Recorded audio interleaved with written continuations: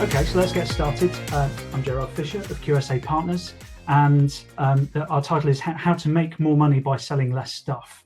You did read that right, it can be done, and we do it time and again with clients. But please bear in mind, we've got 20 minutes today. I'm going to throw quite a lot of information at you. You might feel a bit bombarded. So again, questions welcome, join the Hangout, and I'll put my contact details on at the end as well. So what I'm going to cover today is very simply, what is a circular business model? People keep talking about circular economy. What does it actually look like? I'll give you some examples so you can see. There's some local ones as well. Talk a bit about the benefits and the pitfalls of trying to implement a circular business model, because it is about changing your company probably, and then how to get started in your business. Give you a few quick tips on that. So first of all, what is a circular business model and how does it differ from a linear one? Well, a linear model is one where we say you take some resources, you use them, you make a product, you sell it, and then someone chucks it away when they're done with it, and everything ends up in the bin. And that's wasted value. And depending on your point of view, there's two ways that value is wasted. First of all, if it could still be reused, then someone's lost a bite of the cherry there. There could be a second life that people could get value and therefore money from. The other school of thought is actually you've over-engineered it and you've put more resources into that product than you needed to. So although there's risks of things becoming disposable that way, sometimes a lighter weight or right weight product might be a better option. So linear thinking doesn't really encourage us to think about what happens to stuff at the end of its life. In contrast, circular thinking is about trying to make sure that we use that product and those resources as much as we possibly can. We really sweat those assets because they are precious resources, and they can earn us more money, and they can earn us more money more easily.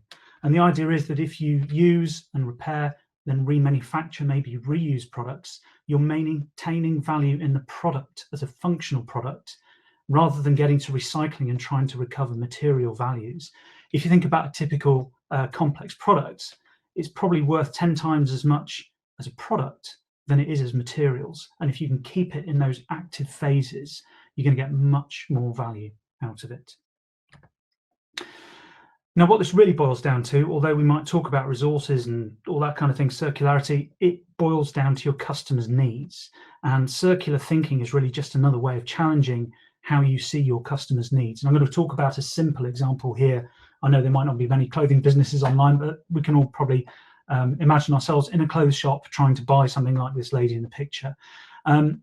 People selling clothing to their customers are probably thinking about what to get them to buy, when to buy it, and why they might buy it, which is what's driving rapid fashion cycles now. So, some organizations have moved away from 4 fashion shows a year to the mass retailers now 52 different fashion launches every year to keep the fashion churning, to try and get the customer to buy more stuff.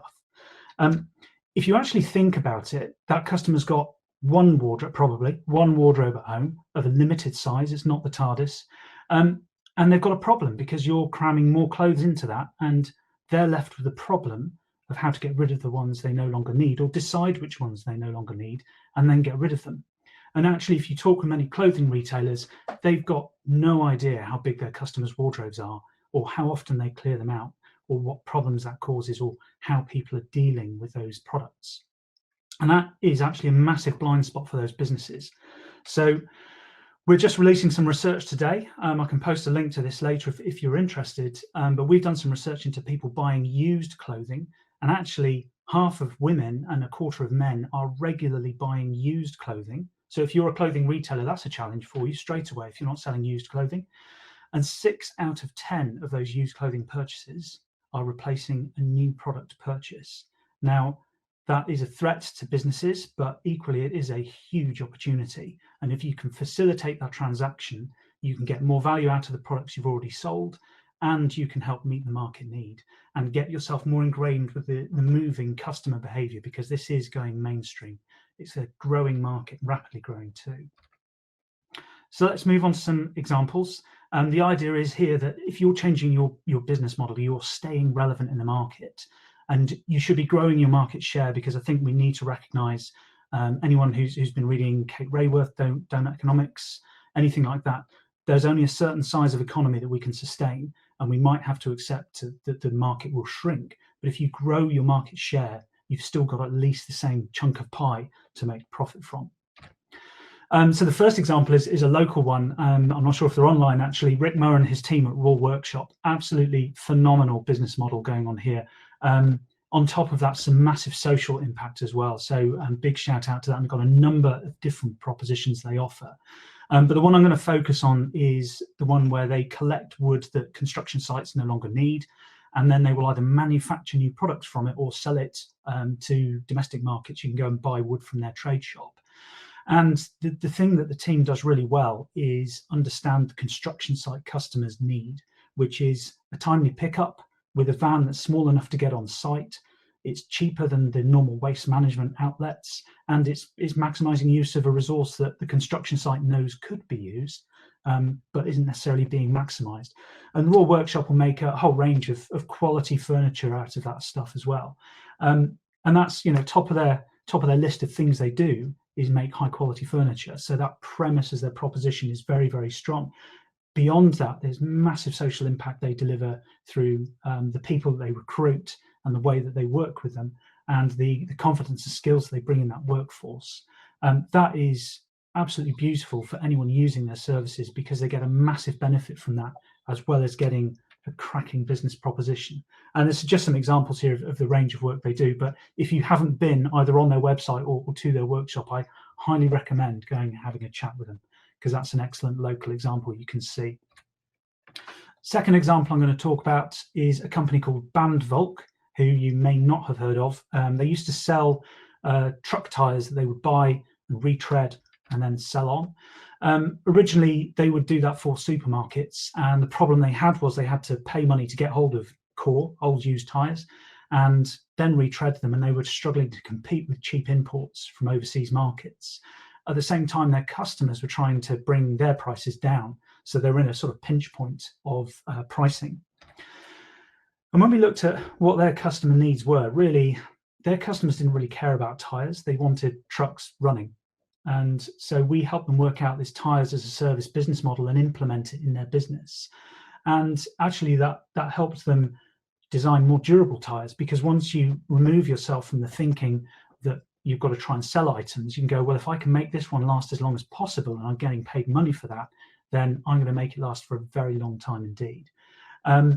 It was responsive to the market needs, because home delivery was happening around about this time in 2014. There were more and more trucks coming on the road for supermarket fleets. And they actually started with 70 of their own trucks. So they were brave enough to actually have a go with this, with some new product, and see how it worked, and improve their product design and formulation as they went along. The outcome of this was, it was absolutely wonderful to watch.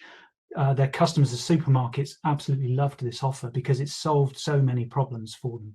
They just wanted trucks running. They didn't want to get involved in procurement contracts for tires every now and then.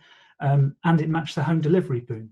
So now 2/3 of the UK's supermarket delivery fleet run on Volk tires. That's how successful this business model has got. And their performance targets are now very different. Instead of sales volumes of stuff, they've aligned their incentives with their customers' needs, which is to respond to a job within an hour anywhere within the country. That's what the customer wants. They want the truck up and running again. And that's the beauty of a circular model. You align your business with what your customer actually wants. This was so successful, they were actually bought out by Continental a few years ago, and this is now what's called their Conti 360 service. So you can go and check that up online. If you have trucks running, go and have a look, see if that's a useful offer for you. And then the final example is one we launched late last year with Adidas, called Infinite Play. And this is a part of a wider strategy that Adidas is implementing. And this is a great thing, because they're aligning their business model change with their longer term strategic direction. So you might think a clothing company just wants to sell more clothes. This one actually wants to buy them back from you. And they've launched Infinite Play as a way of keeping your gear in play and passing it on. These are some screenshots from the app. This is live in the UK now. If you download the Adidas app, join their creators club, you can start putting your shopping basket in and seeing. It will automatically show you what's in your shopping basket, and you can't quite see there, but it's going to give you real-time valuation of your clothes, and you can decide when to sell those back to Adidas. They'll then go and sell those on to somebody else, so they get a second or third life. And if it's not resaleable, they'll put it back into their production processes and recover the raw materials.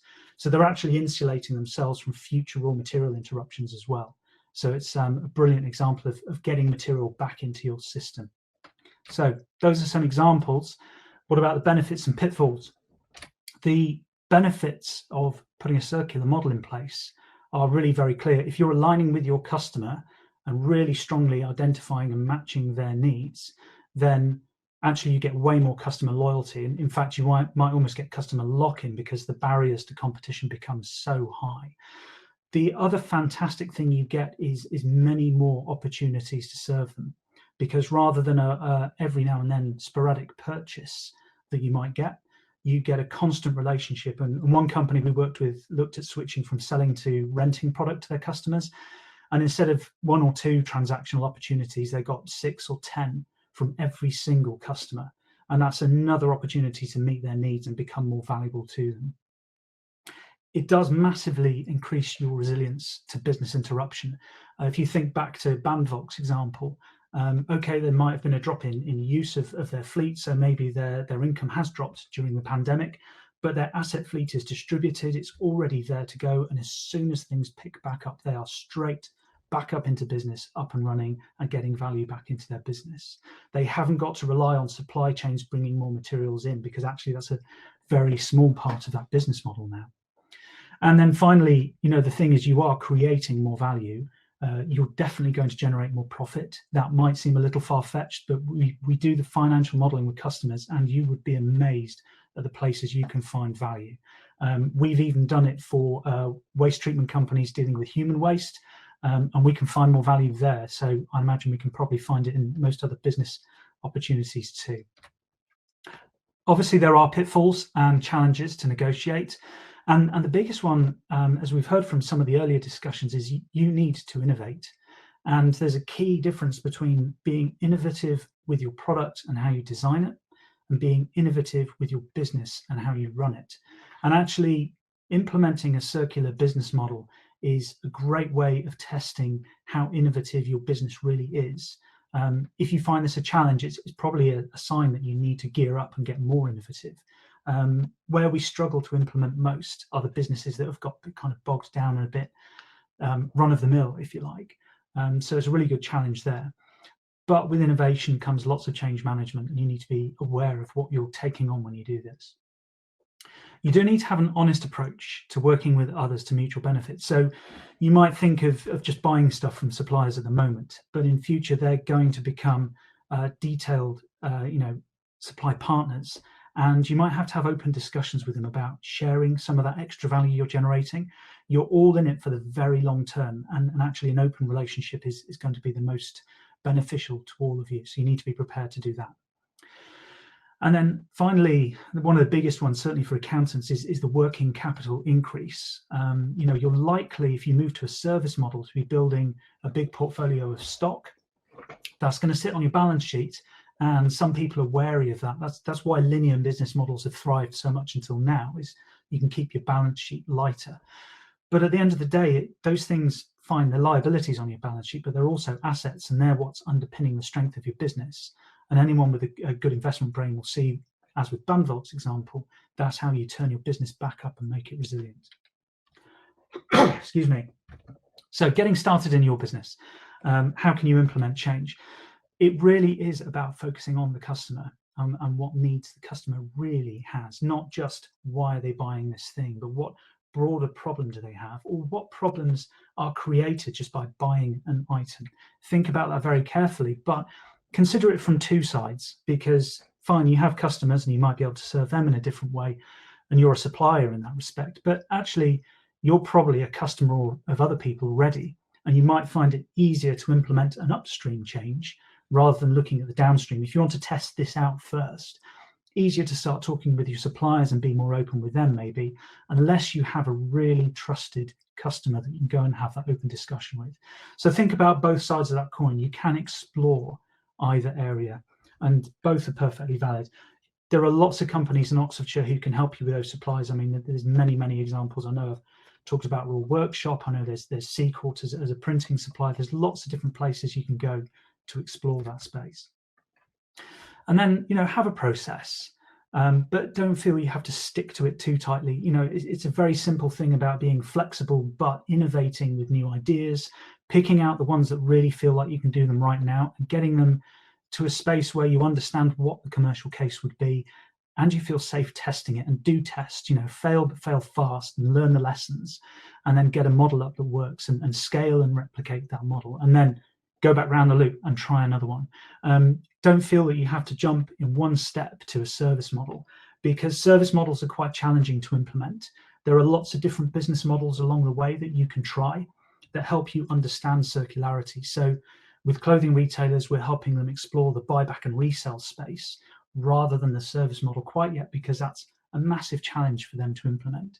But do bear in mind that that service model end of the market is where you get the most value and the best customer relationships too. You become almost indispensable to them.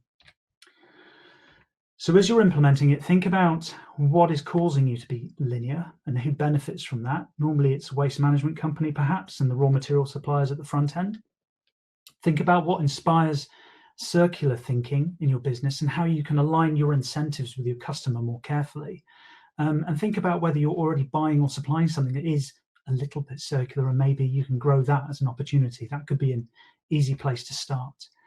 And also think about times when you've had things that you've reused and resold, you've had them repaired, and think about how that may have solved a disposal problem for you, or what was so good about the service. Often with repair services, people think that was a really knowledgeable service. I learned a lot. I got a lot of value out of that experience. And what would make it better? How could you implement that in your business? So you might be wondering about the massive journey this might start leading you on. You might feel you're a little bit unsure about how to start. So you'll see pinned on the chat, we've got a Google Hangout, and I'm happy to talk about it in a bit more detail with people if they want. We run through this flexible process with a range of different companies, from absolutely tiny startups through to huge global businesses. And the same principles apply everywhere. They can be used, they are robust, and people can get circular models. In fact, smaller businesses can do it quicker and more flexibly, we find.